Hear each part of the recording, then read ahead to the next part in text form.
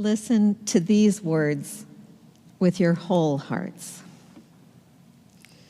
When given pause to truly see this world, we stand in awe of its beauty. When truly hearing words that share us with another's heart, we stand amazed at the diversity of humanity. When time allows and our thoughts travel deep into our own souls, a wordless place of images and dreams, we stand with holiness, and we are blessed. The Celtic theologian John Philip Newell has written, "We know things in the core of our being that we have not necessarily been taught. And some of this deep knowing may actually be at odds with our society or our religion and what it has tried to teach us. Throughout the course of most of our lives, we are totally unaware of these things that reside at the core of our being. It is as if we have gone to sleep and we are passing through this life as if it were a dream. Some of us spend our entire lives in that state. Others of us, through times of hardship and trials, find ourselves in a reawakening process that opens the door to the depths of our own being. The ways in which we respond to these times of hardship and trials will determine whether we go back to sleep or whether we will take the opportunity to step through the door and discover the more that is waiting for each one of us. We are living in such a time. And the only way to survive and thrive in these times will require us to reawaken to that which we know in the depths of our being, that the earth is sacred, and the sacredness of this life is at the heart of every human being and life form. To be perfectly honest, after the election this week, it would be easy for me to decide that some people must be outside the boundaries of this blessing.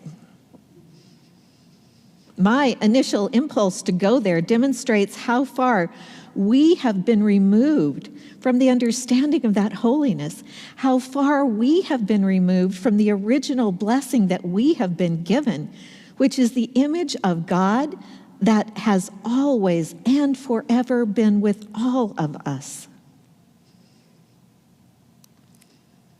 I know how afraid many of us are. And for many of you, I can't even imagine the depths of your fear and sorrow. And as much as we would like to crawl back into bed and pull the covers over our head, this is not the time for us to go back to sleep.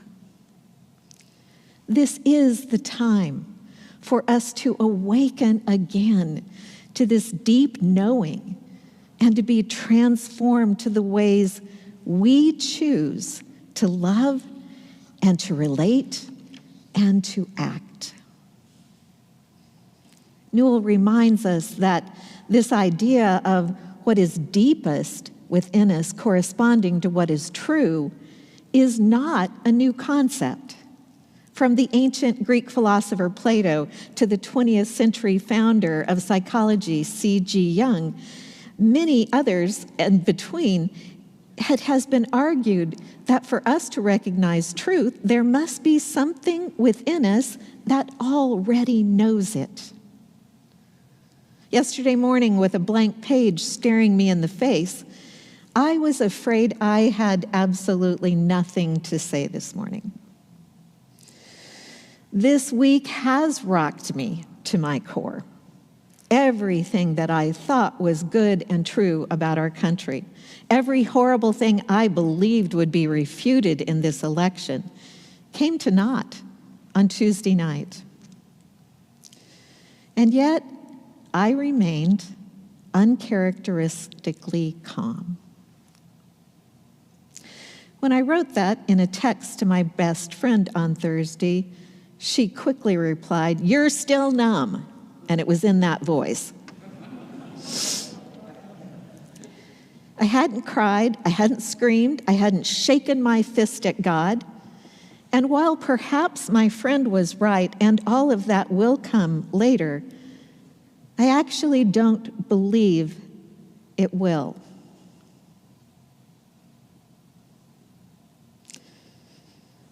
But one thing happened this morning that was extremely surprising to me. I had not shed one tear until the choir started singing Bridge Over Troubled Water. And then I worried that I wouldn't be able to get it back together. Because it wasn't just like those nice little tears that come up and roll down your face. This was one of those, I'm going to get the hiccup cries.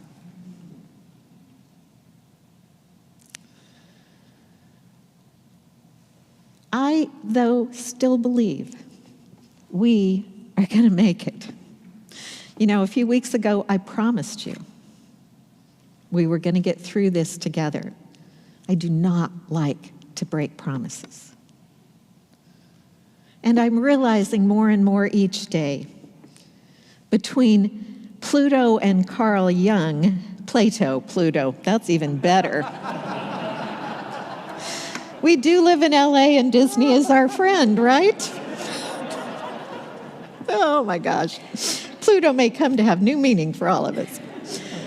Between Plato and Carl Jung, there was Jesus, as one of my friends reminded me in the last few days. There was Jesus who came into a time and place where the worst of humanity was being lived out day after day. Of course, once again, in this place where I am, as I think about the life of Jesus, this story would be so much easier for me right now if Jesus only loved the good people. Yes, Jesus has always and forever been on the side of the oppressed. And Jesus showered them with love and goodness and grace and hope. And while he never excused those in power, Jesus was miraculously able to see the image of God within each and every person, no matter who they were or what they had done. Right now, that is terribly hard for me. Because as much as I would like to believe that some kind of miracle is going to part the waters of the ocean that separates people in our country and people all over the world right now, I know deep within my being we are headed for hard times. But I do not believe we will be overcome by the waters of hate and fear and power and money. I read an article in the New York Times yesterday that felt like manna to my soul, sent right from heaven. As I opened up the New York Times on my iPad, I quickly scrolled past all the articles that were about the election, about the coming administration, and about the failures that got us to this place. And then I came to the article about a remarkable young man with autism, his devoted mother, and a seemingly endless race. The article, a story about resilience and love, is titled, "When Running 250 Miles is the Easy Part." Since I realize the week ahead may be busy and will be tough, reading the article from the New York Times is your only homework this week. And if you need a copy, please let Obi know and we will get it to you. This article helped me realize the race you and I are now running is not a fun 5K. It is not a competitive 25-mile marathon. It is not even a 100-mile ultra marathon. Now, this race we are running together is the Cocodona 250, the race that Zach Bates ran and finished this year just before Mother's Day. And while his mother, Raina, didn't actually run the race with him, she was there every step of the way, just like she had always been since the day he was born. Like Zach's mother, Raina, God isn't actually running this race with us. At least I don't think God is running the race, but who knows? God has been and will be with us every single step and stride of the way. It is beautiful for me to think of how Raina carried Zach under her heart and her body. She gave birth to him, and she instilled in him a part of her life that will always and forever be with him. The rest of Zach's team, his father, his sisters, and friends of his family also ran alongside Zach, helping him all along the way, just as people of this beloved community will be running alongside each and every one of us. All throughout the entire 250 miles of that race, at every rest stop, Zach's mom was ready for him when he arrived. In the middle of the nowheres of this race, she would set a table with food to feed him, with medicine to heal his wounded feet, with cloths to clean the mud and the dirt off his face, and with water filled with those wonderful electrolytes to hydrate his body. In a similar way, the table has been prepared for us today, a table which has been in the making for over 2,000 years, and a table which also holds some of those essential elements. This morning, as we share the bread and the cup to nourish our bodies, we are also invited to receive an anointing of oil to soothe our wounded hearts. Because we all need to be at our strongest as we begin running the race that is before us. Today, we begin running this race together because we believe in the grace and goodness of the divine. Today, we begin running this race together because we believe in the holiness of the original blessing that makes us whole.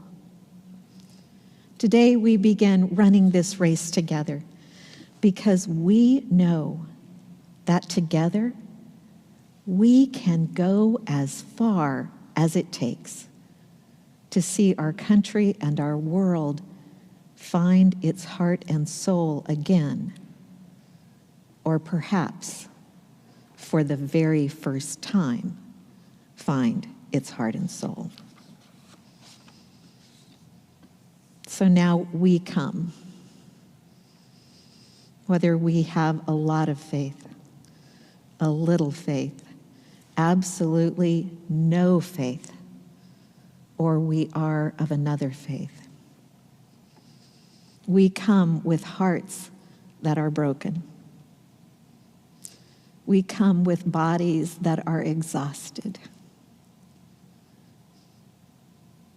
We come not because we have to,